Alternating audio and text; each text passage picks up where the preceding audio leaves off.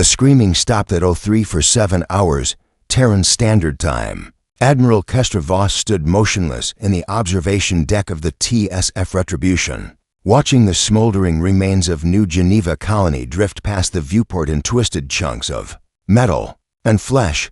Somewhere in that debris field were 47,000 human souls, farmers, miners, children taking their first steps on an alien world.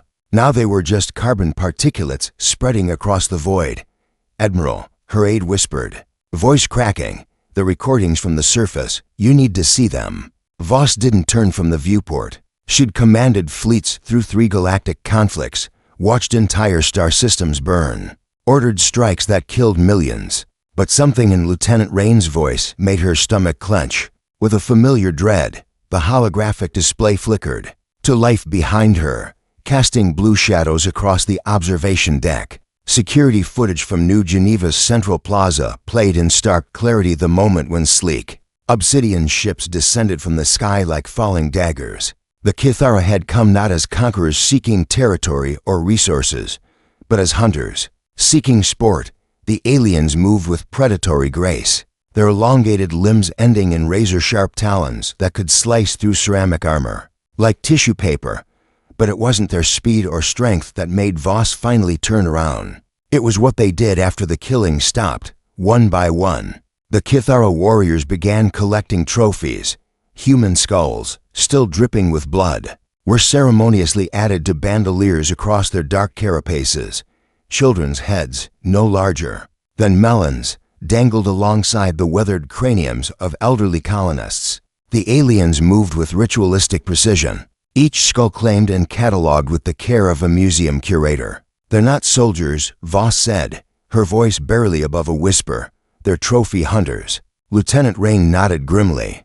"Preliminary xenoanthropology reports suggest it's their coming-of-age ritual. Young Kithara prove their worth by claiming the skulls of sentient species. The more intelligent the prey, the greater the honor." Voss watched the footage loop again, studying the methodical way the aliens sorted their grisly prizes. Some skulls were placed in ornate containers, others strung together like grotesque pearls. The Kithara warriors painted symbols on foreheads, kill counts, perhaps, or marks of ownership. "How many colonies?" she asked. 17 confirmed in the past 6 months. Always the same pattern: complete extermination, total skull collection. No survivors, no demands, no communication attempts. The Admiral's hands clenched into fists. Humanity had faced extinction before the Arcturus Plague, the Void Wars, the Great Silence. Each time, they'd adapted, evolved, survived through cunning and sheer bloody-minded determination. But this was different. The Kithara weren't trying to destroy humanity. They were farming them. Fleet status report. Voss ordered 87 vessels combat-ready across 3 battle groups. The Retribution, Vengeance, and Wrath carrier groups are fully operational. Admiral Castor's been running war games in the Proxima sector, and Admiral Neve has her stealth frigates conducting reconnaissance along the outer rim.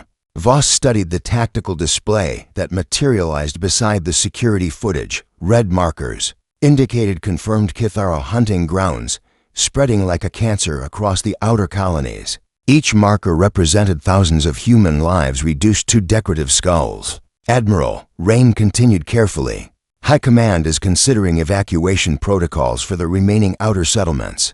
Pull back to fortified core worlds. Establish defensive perimeters." "No," Voss's voice cut through the bridge like a plasma blade.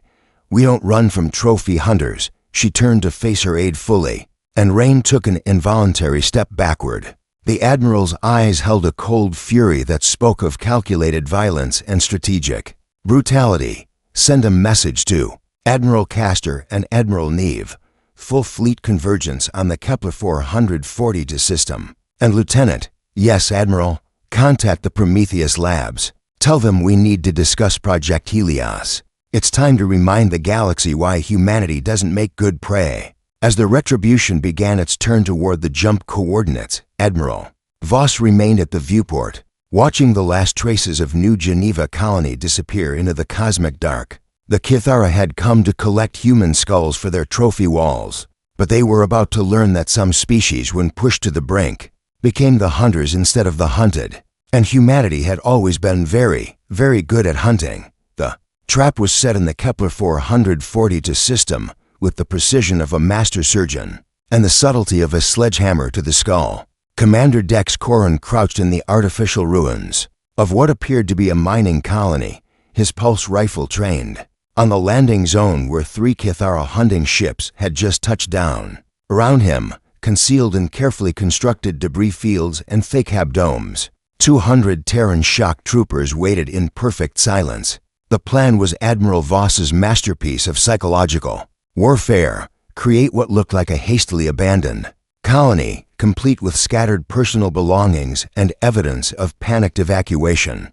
But instead of helpless civilians, the Kithara would find hardened veterans of the Titan campaigns armed with bleeding-edge weapons. Technology movement, whispered Sergeant Yuki Tanaka through the comm. 6 hunters, moving in standard pack formation. They're carrying those skull bandoliers.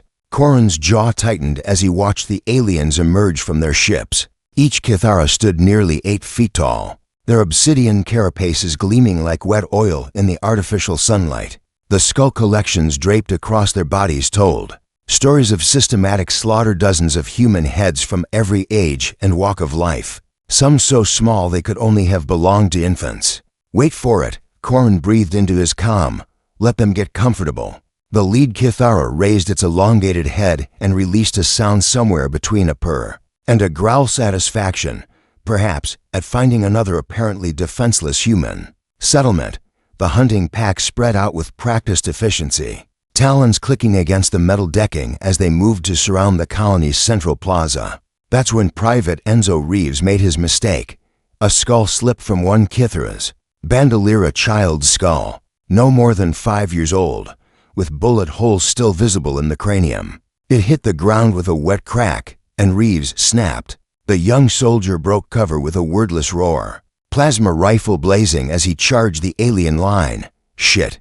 All units, engage, engage, Corin shouted, abandoning the careful ambush plan as chaos erupted across the plaza. The Kithara moved like liquid death. The first one reached Reeves before he could fire a second shot, talons ripping through his combat armor like paper. Blood sprayed across the artificial rocks as the alien's claws found the gaps between ceramic plates.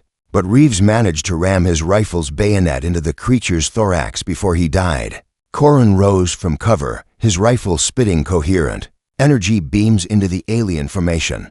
The plasma bolts struck the lead Kithara center mass, burning through its carapace in brilliant blue-white flashes. The creature staggered, but didn't fall, ichor streaming from the wounds as it turned toward him with predatory focus. These things don't go down easy, Sergeant Tanaka called out, her heavy cannon unleashing a sustained barrage that finally dropped one of the hunters.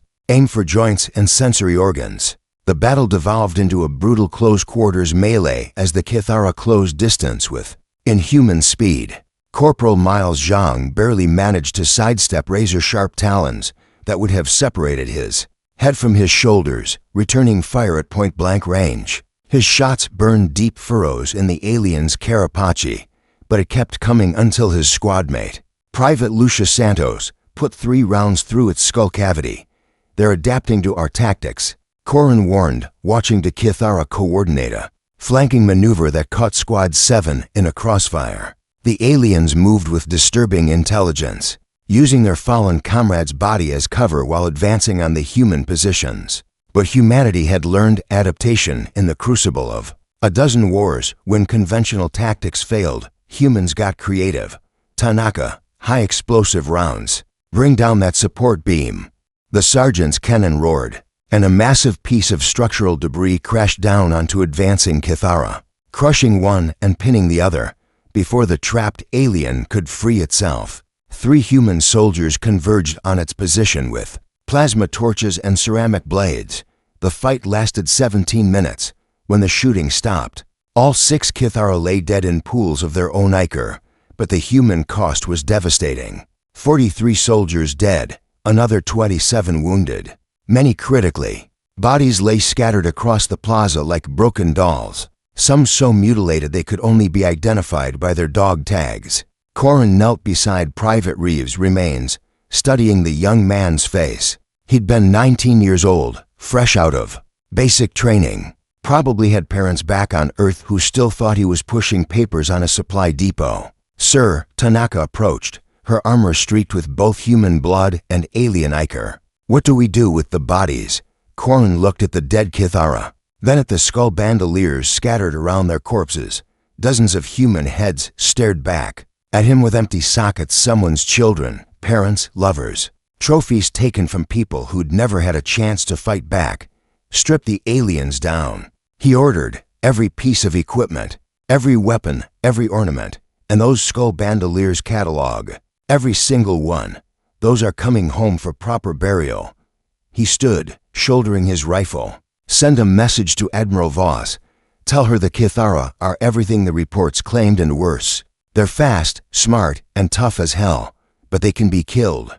As his remaining soldiers began the grim work of collecting the dead, Korin stared up at the artificial sky. Somewhere out there, Kithara hunting fleets were still descending on human colonies, still collecting their grisly trophies. But now humanity knew what they were facing, and more importantly, the Kithara had just learned that their prey could bite back. Admiral Voss watched the casualty reports scroll across her command display with the detached precision of a battlefield. Surgeon examining wounds, 18 colonies destroyed in the past month, 230,000 confirmed dead, 0 survivors. The Kithara had responded to humanity's initial resistance with the methodical escalation of apex predators, adapting to armed prey. Their hunting packs had tripled in size, their ships mounted heavier weapons, and they'd begun coordinating multi-vector attacks that overwhelmed colonial defenses. Through sheer numerical superiority, Admiral Captain Tara Blackstone's voice crackled through the calm from the bridge of the TSF Vengeance. "We're detecting massive energy signatures at the Tau Ceti jump point. Looks like another hunting fleet, estimate 47 vessels." Voss rubbed her temples, feeling the weight of command settling across her shoulders like a lead shroud. Destination, New Olympia. 3 million colonists, minimal defensive infrastructure. New Olympia, the agricultural hub that fed 17 core systems.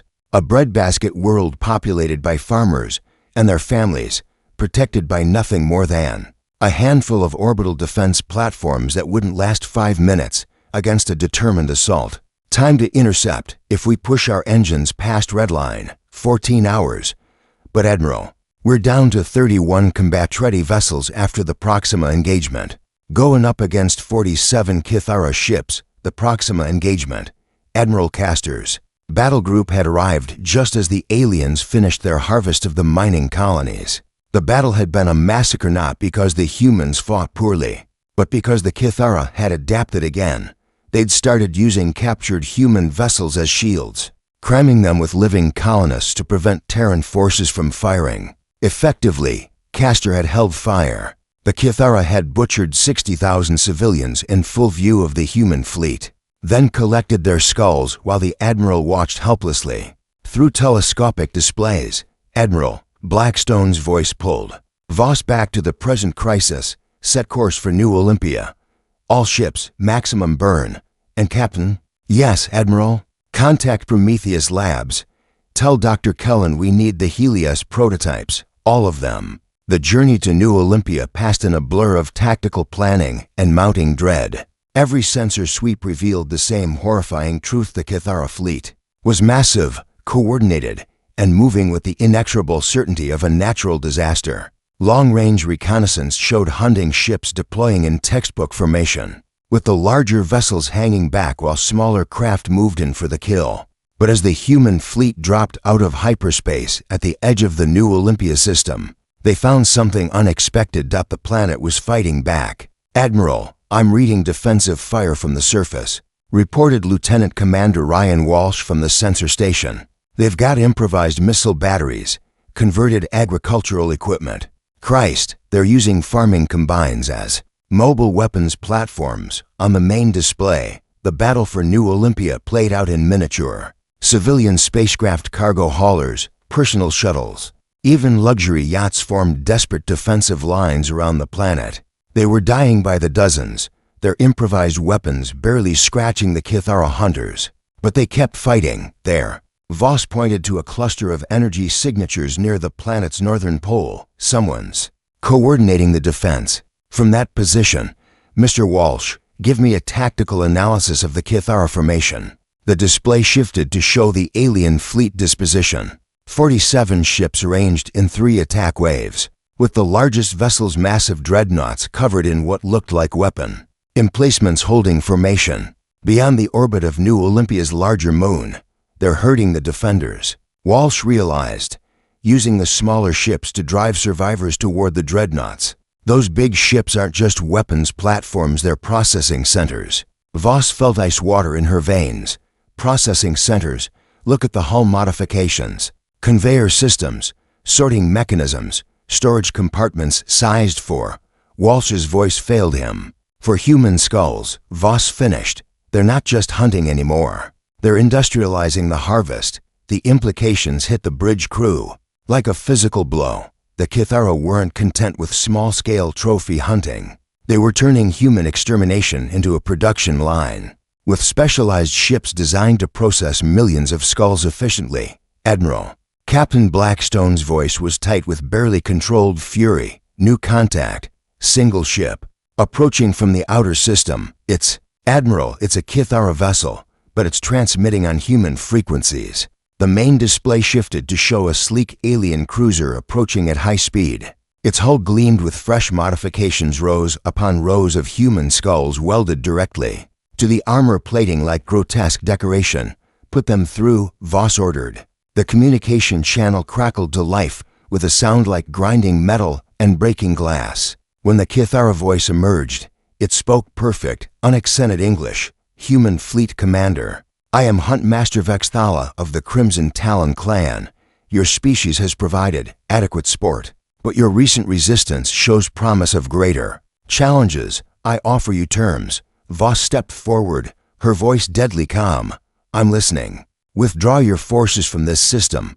Allow the harvest to proceed. In exchange, the Crimson Talon clan will grant your homeworld of Earth a reprieve of 1 solar cycle. You may use this time to prepare your finest warriors for the Grand Hunter contest that will determine whether humanity dies as prey or earns the honor of joining our trophy collections as worthy adversaries. The bridge fell silent except for the hum of life support systems and the distant rumble of engines. 1 year, Voss repeated slowly. To prepare for our own extinction, the Grand Hunt is the highest honor we can bestow.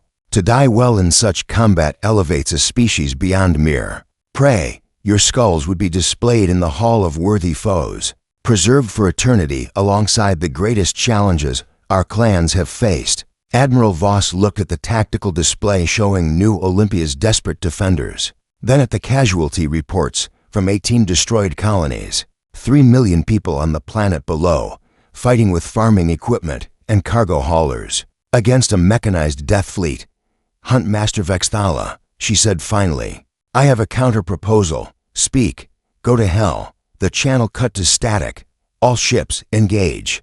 Admiral Voss's order crackled across the fleet comm as 31 Terran vessels hurled themselves at 47 Kithara hunting ships in the most lopsided battle in human naval history. The TSF Retribution led the charge, its heavy plasma cannons lancing out in brilliant blue streams that carved through the forward Kithara screen. The alien ships moved like schools of predatory fish, flowing around the human formation with liquid grace while their weapons systems lit up the void with coherent energy beams. Captain Helena Rector commanded the destroyer Furious Vengeance as it dove straight into the heart of the enemy formation, its point defense systems blazing as Kithara interceptors swarmed around it like angry hornets. Her gunners poured fire into a medium cruiser, watching their shots splash harmlessly against energy shields that bent and twisted the very fabric of space. Their defensive systems are adapting to our weapons, Rector reported over the tactical net.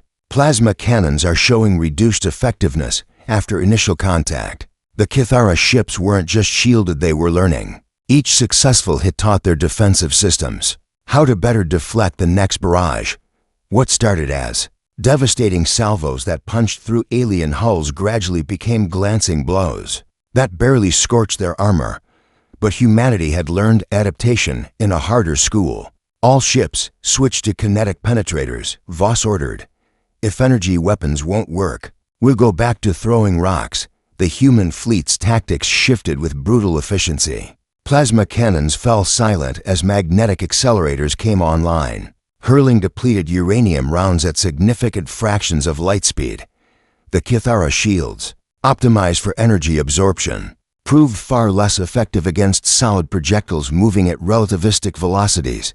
A Kithara light cruiser staggered as a tungsten penetrator punched clean through its hull, venting atmosphere and ichor into the void. Its return fire some kind of gravitational weapon. That twisted space itself caught the frigate's sterling hope amidships and folded the ship into a cube of compressed metal and screaming crew. Commander Alexis Kane watched her tactical display in the CIC of the heavy cruiser Indomitable as the battle devolved into a close-range knife fight. 2 human destroyers had managed to bracket a Kithara dreadnought, pouring fire into its weapon ports while smaller ships darted between the giants. Like wolves harrying a mammoth, "Ma'am, we're getting energy readings from the Kithara processing ships," reported Lieutenant Torres from the sensor station. "They're moving into position over New Olympia." Kane's blood ran cold as she watched the massive alien vessels descend toward the planet's atmosphere. They weren't waiting for the space battle to end, they were beginning the harvest. While their escorts kept the human fleet busy, Captain Foster, "Take Squadron 7 and break for the planet. Those processing ships are your priority target." The 6 ships of Squadron 7 peeled off from the main engagement, burning hard for New Olympia as Kithara interceptors moved to block their path. Captain Jim Foster's voice came through the comm with the controlled tension of a man who knew he was flying into certain death. "Dauntless to all ships, we're going to punch through their screen. Stay tight. And when we reach those processing ships, make every shot count." What followed was 7 minutes of the most concentrated violence in human history. Squadron 7 hit the Kithara interceptor screen like a hammer striking glass. The destroyer Relentless lasted 30 seconds before a gravitational weapon crushed it into scrap metal. The frigate Defiant managed to ram a Kithara cruiser, both ships vanishing in a ball of nuclear fire that lit up half the system. But 4 ships broke through. Captain Foster brought the Dauntless alongside the largest processing vessel, a monstrous dreadnought whose hull crawled with mechanical arms designed for sorting and storing human remains. His gunners opened fire at point-blank range, kinetic rounds punching through the alien ship's hull like it was made of paper. Secondary explosions rippled along the processing ship's length as its sorting mechanisms overloaded. Thousands of human skulls, the grisly cargo from previous harvests, spilled into space like macabre confetti. "This is for New Geneva," Foster screamed into the comm as he ordered his ship into a ramming course. The Dauntless struck the processing ship's reactor section at full power, and both vessels disappeared in an expanding sphere of plasma that could be seen from New Olympia's surface.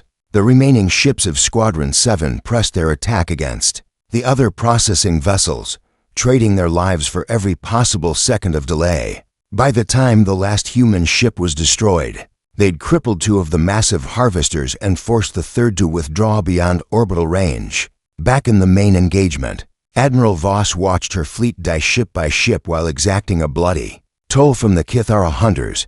The aliens had lost 11 vessels, but at a cost of 18 human ships. The mathematics were simple and brutal at this rate. Her fleet would be annihilated with the Kithara still holding overwhelming superiority. "Admiral," Lieutenant Rain's voice was tight with suppressed panic, "Captain Blackstone is requesting permission to engage with the Helios prototypes." Voss looked at the tactical display, calculating odds and casualties with the cold precision of a machine. The Helios prototypes were untested, potentially catastrophic if they malfunctioned. But conventional weapons were failing, and New Olympia's 3 million colonists were running out of time. "Tell Captain Blackstone she's authorized to deploy Helios weapons. All safety protocols are suspended."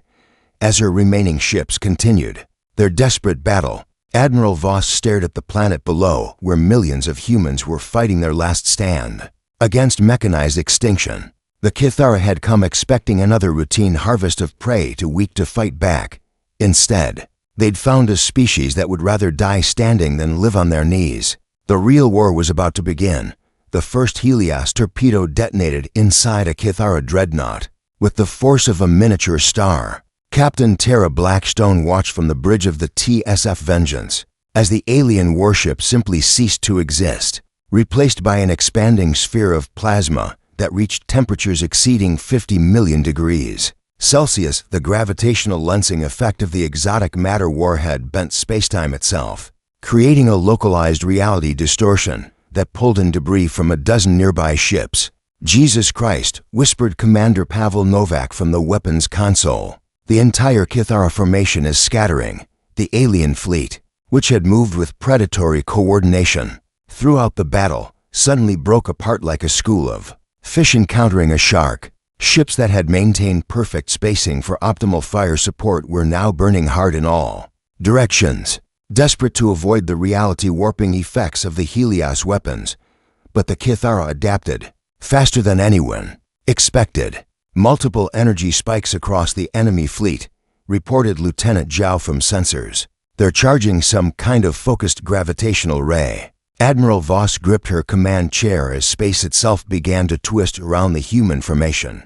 The Kithara response was elegant in its simplicity. If humanity wanted to wage war with exotic physics, they'd discover what a species with 10,000 years of gravitational manipulation could really do. The fabric of reality rippled like water, and the frigate's stalwart folded in half as gravitational tides exceeded its hull's structural tolerances. Crew members were compressed into paste in microseconds while their ship crumpled like a tin can. In a hydraulic press, evasive maneuvers, Voss shouted, "All ships, emergency scatter pattern." The human fleet dispersed as gravitational shear waves swept through their formation like invisible scythes. The heavy cruiser Thunderbolt managed to avoid direct impact, but caught the edge of a gravity well that twisted its forward sections 90 degrees out of phase with the rest of the ship. The vessel's reactor containment failed, adding another brief star to the constellation of nuclear fires blooming across the battlefield. Captain Marcus Webb commanded the destroyer Vindictive as it danced between gravitational anomalies that could crush his ship into a sphere of compressed metal. His navigator, Lieutenant Sarah Kim, plotted courses through the shifting maze of spatial distortions, while his gunners continued firing kinetic rounds at any Kithara vessel within range. "Captain, we've got 3 hunters closing fast on our port quarter," called out his tactical officer. "They're using the gravity wells as cover." Webb watched the alien ships emerge from behind a spatial distortion like phantoms, materializing from shadows. Their hulls gleamed with the bone-white decorations of accumulated skull trophies, and their weapons charged with the sickly green light of exotic energy. "All batteries, focus fire. Take them down before." The Kithara weapons fired simultaneously, and reality unraveled around the Vindictive. The destroyer's hull aged 10,000 years in the span of seconds, its armor plating cracking and crumbling as temporal fields accelerated local entropy. Webb felt his hair turn gray as the bridge crew withered around him, their bodies desiccating like ancient mummies. But even as his ship died beneath him, Webb managed to fire one last salvo. The kinetic rounds, unaffected by the temporal distortion, struck the lead Kithara hunter's center mass and punched clean through its reactor core. The alien ship vanished in a brilliant fireball that illuminated the temporal wasteland of what had once been a proud Terran destroyer.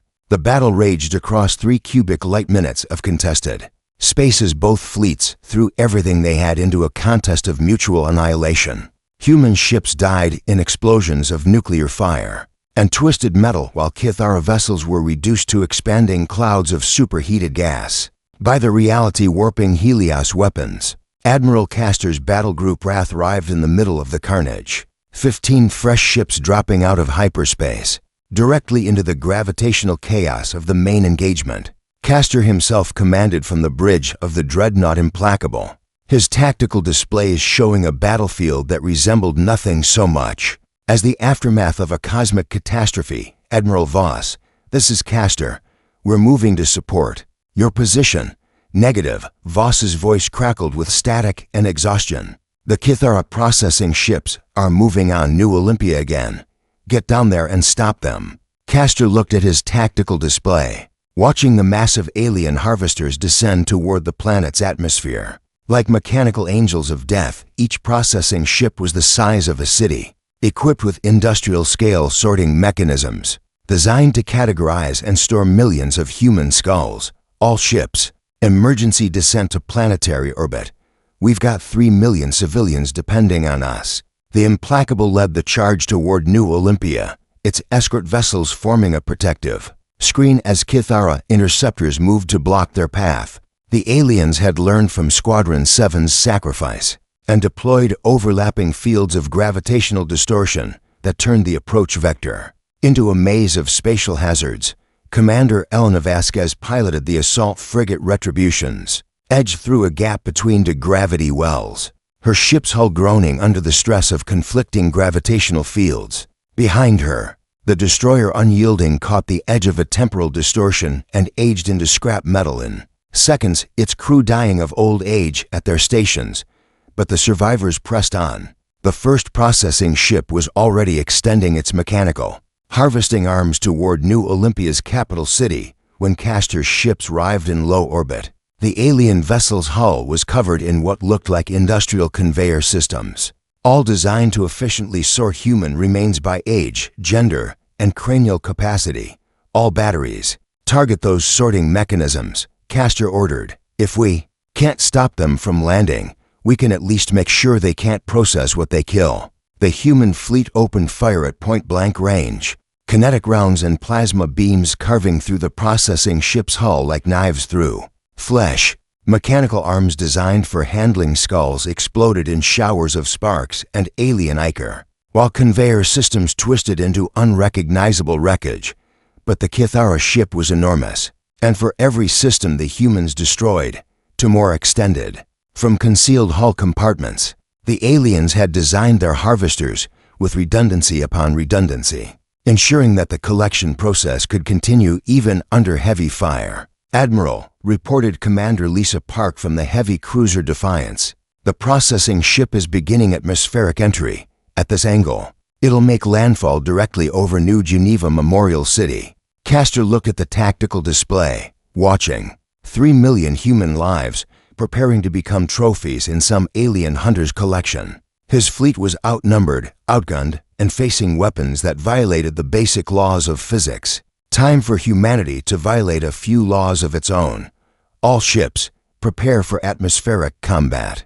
We're going down with them. The processing ship Skull Collector Vexthala descended through New Olympia's atmosphere like a falling mountain of death, its massive bulk trailing fire as it carved through the planet's ionosphere. 3 miles long and studded with mechanical harvesting arms, the alien vessel was a monument to industrialized genocide, and it was heading straight for the capital city. Of 500,000 souls, Admiral Castor watched from the bridge of the Implacable as his fleet followed the Kithara harvester into the planet's atmosphere, their ship's hulls glowing cherry red from atmospheric friction. No human warship had ever attempted atmospheric combat at this scale. The engineering tolerances weren't designed for it. The structural stresses were beyond acceptable parameters, and the tactical doctrines simply didn't exist.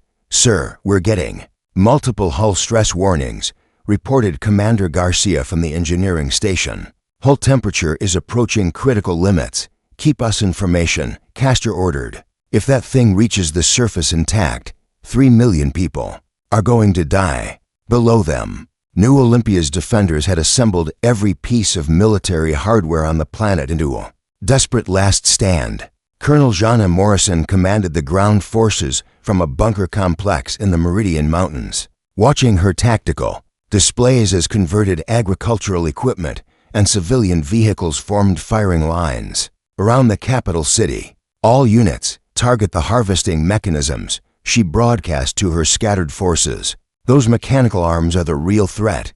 If we can disable enough of them, maybe we can buy time for evacuation.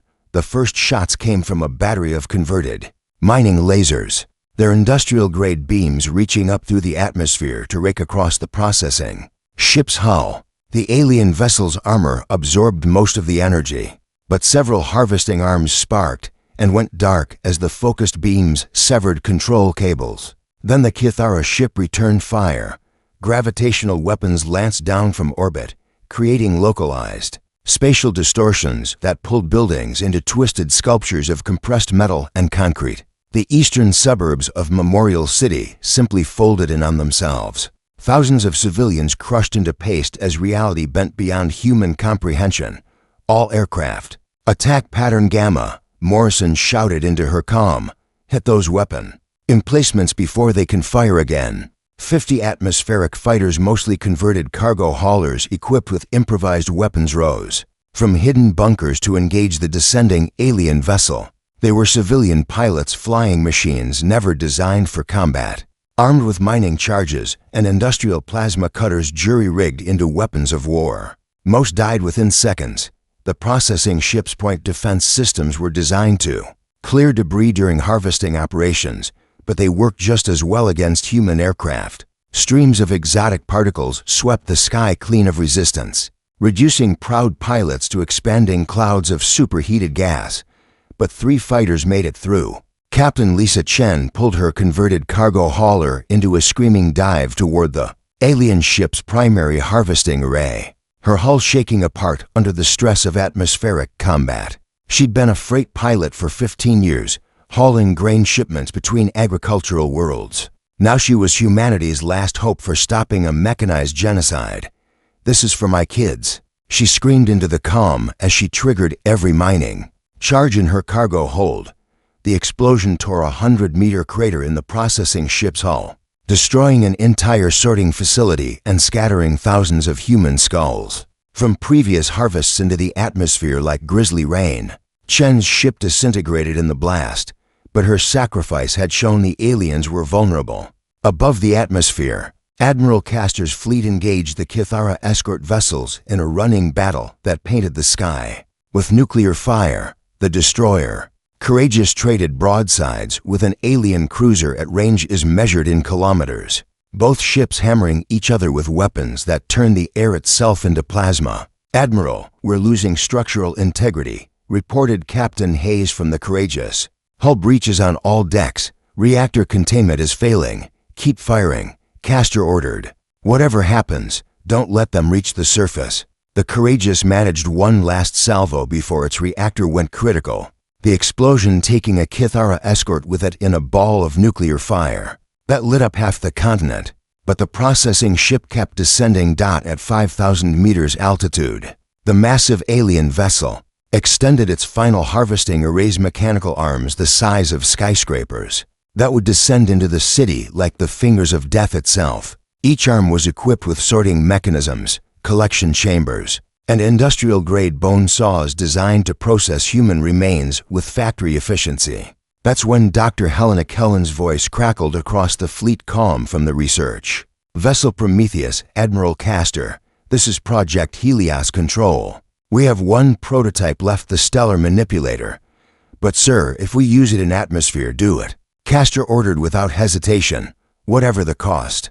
The Prometheus was a converted science vessel, its research bays packed with experimental weapons that violated half the known laws of physics. At its core sat the most dangerous device humanity had ever created, a stellar manipulator capable of igniting fusion reactions in any sufficiently dense matter. Dr. Kellen's hands shook as she initiated the targeting sequence. The weapon had never been tested in atmospheric conditions. The theoretical model suggested catastrophic chain reactions, global climate disruption, possible planetary sterilization.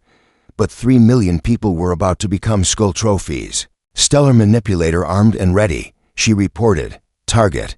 Lock on the processing ship's main reactor. Fire." The beam that lanced out from the Prometheus was invisible to human eyes, but its effects were immediately apparent.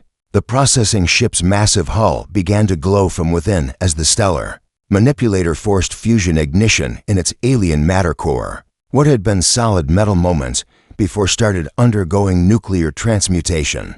Converting mass directly into energy, the Kithara vessel became a miniature star. The explosion was visible from orbit, a second sun blooming in New Olympia's atmosphere. As the processing ship underwent complete matter conversion, the shockwave flattened everything within 50 kilometers and sent a mushroom cloud into the stratosphere. that could be seen from neighboring star systems, but the city survived. The weapon's exotic physics had contained most of the blast within the ship's own hull, turning the alien vessel into a self-consuming nuclear furnace that burned itself out of existence. In the aftermath, as radiation alarms screamed across the planet and the sky rained metallic debris from the destroyed alien ship, Admiral Castor's remaining vessels limped back toward orbit. Of the 15 ships in his battle group, only 7 remained operational. Colonel Morrison emerged from her bunker to find Memorial City intact, but surrounded by a wasteland of fused glass and twisted metal that stretched to the horizon. The processing ship was gone, reduced to radioactive particles scattered across 3 continents. All units, sound off, she called into her comm. Casualty reports from all sectors. The responses came back slowly, voices tight with shock and exhaustion. The ground forces had lost 60% of their strength, but they'd held. The civilians had survived. Above them, in the darkness of space, Admiral Voss watched the tactical display as the remaining Kithara fleet began to withdraw. They'd lost their processing ships, their escort vessels, and most importantly, their aura of invincibility. For the first time since the war began, the hunters had become the hunted. Admiral, Lieutenant Rain's voice was barely above a whisper. Long-range sensors are detecting massive fleet movements throughout Kithara space. They're mobilizing everything they have. Voss nodded grimly. The first phase of the war was over, but the real battle for humanity's survival was just beginning. The Kithara had learned that their prey could fight back. Now they would discover what humans could do when they stopped fighting defensively and started hunting in return. 6 months after the Battle of New Olympia, Admiral Voss stood in the observation deck of the newly christened TSF Retribution, watching the primary star of the Kithara home system collapse into artificial darkness. The stellar manipulator array, humanity's latest and most terrible weapon, had taken 3 months to construct in the outer asteroid belt of the enemy system. Each component was the size of a small moon, and together they formed a device capable of triggering controlled stellar collapse on any main sequence star. Stellar compression at 97% completion, reported Dr. Helena Kellen from the Weapon Control Station. The star should achieve neutron degeneracy in approximately 4 minutes. Voss watched through filters as the Kithara Sun, a yellow dwarf that had burned for 6 billion years, began its artificially induced death spiral. The stellar manipulators created localized gravity wells that compressed the star's core beyond the Chandrasekhar limit, forcing it to collapse into a neutron star in minutes rather than the billions of years such a process would normally require. The light from the dying sun took on an eerie quality as gravitational lensing bent its photons into impossible spirals. Planets throughout the system, including the Kithara home world, were plunged into eternal darkness. As their primary went dark forever, Admiral Captain Blackstone's voice came through the calm from the Vengeance. We're detecting massive evacuation efforts from the surface. The Kithara are abandoning their home world. The tactical display showed streams of alien ships fleeing the dying system, like insects escaping a collapsing hive. For 3 months, humanity's fleets had systematically destroyed every Kithara hunting pack, processing facility, and military installation they could find. The aliens who had once moved through space like apex predators now ran in terror from the species. They'd tried to farm for trophies, but the war was far from over. Fleet status report, Voss ordered. 237 vessels operational across all battle groups, replied her aide. Lieutenant Commander Torres Rain had died in the siege of Proxima Centauri, leading a boarding action against a Kithara skull repository. Admiral Castor reports successful deployment of stellar manipulators in the Vexthala system. Admiral Neve has finished sterilizing the outer hunting grounds. The mathematics of extinction were simple and brutal. Humanity had identified 47 Kithara colony systems and was in the process of snuffing out every star that warmed an alien world. Each stellar collapse created a neutron star dense, dark, and completely inhospitable to life. The Kithara would have their skulls, but they'd display them in systems lit only by the cold radiation of dead suns. Incoming transmission from the Kithara fleet, reported the communications officer. It's Hunt Master Vexthala again. The alien who had once offered humanity a year to prepare for their own extinction, now broadcasted from a refugee ship fleeing his dying homeworld. When his image appeared on the main screen, Voss saw that the proud hunter had been reduced to a shadow of his former self. His skull bandoliers were gone. His carapace showed signs of radiation damage, and his voice carried the broken tone of absolute defeat. Human Fleet Commander, I request terms for cessation of hostilities. Voss studied the alien's image for a long moment, remembering the security footage from New Geneva colony children's skulls, hanging from Kithara bandoliers like grotesque jewelry. Hunt Master Vexthala, she said finally, I remember our last conversation. You offered us the honor of becoming trophies in your hall of worthy foes. Your species has proven more dangerous than anticipated. We acknowledge humanity as apex predators. There is no shame in avoiding such formidable prey. Prey, Voss laughed, the sound carrying no warmth whatsoever. We stopped being prey the moment you landed on New Geneva. We're not prey, Hunt Master. We're exterminators. The alien's expression shifted to what might have been confusion among his species. Exterminators? Every Kithara system will go dark. Every colony world will freeze. Every hunting ground will become a frozen wasteland lit only by neutron stars. You wanted to collect our skulls as trophies. Voss gestured toward the dying star. We're collecting your sons as lanterns.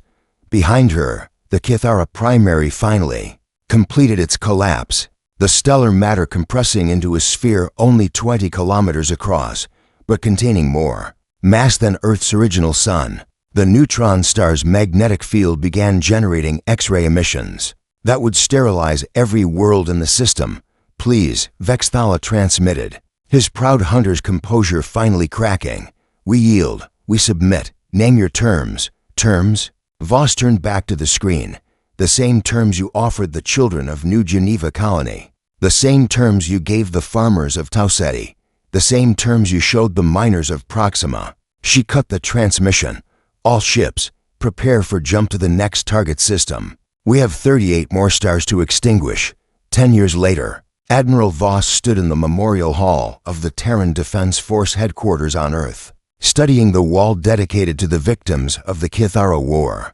17 million names were etched into black granite. Every man, woman, and child who had been reduced to skull trophies during the aliens' hunting spree. But beside the memorial wall stood something else, a display case containing 47 small spheres of exotic matter, each one glowing with the concentrated radiation of a collapsed star. Neutron star fragments, extracted from the cores of dead Kithara suns and arranged like a constellation of artificial night lights. A young ensign approached, probably fresh out of the academy. Judging by her crisp uniform and nervous demeanor, Admiral, I'm Ensign Patricia Vale, reporting for duty. I wanted to ask, the Kithara, what happened to them? Voss looked at the memorial wall, then at the glowing fragments of dead stars. They learned something important, Ensign. The universe has room for hunters and prey, predators and victims, but it has no room at all for species that mistake one for the other. She walked toward the door, pausing only once to look back at the neutron star fragments. 47 dead suns that had once warmed worlds full of creatures who collected skulls for sport. They claimed Earth's skulls for trophies, she said quietly. So we claimed their suns for lanterns. Outside the memorial hall, Earth's sun continued to burn with the steady light of a species that had learned the difference between being prey and being predators in the depths of space. 47 neutron stars spun in the darkness where Kithara worlds had once flourished, monuments to the simple truth that some trophies were more expensive than others. The hunt was over. Humanity had won by becoming something far more dangerous than mere predators. They had become exterminators of worlds.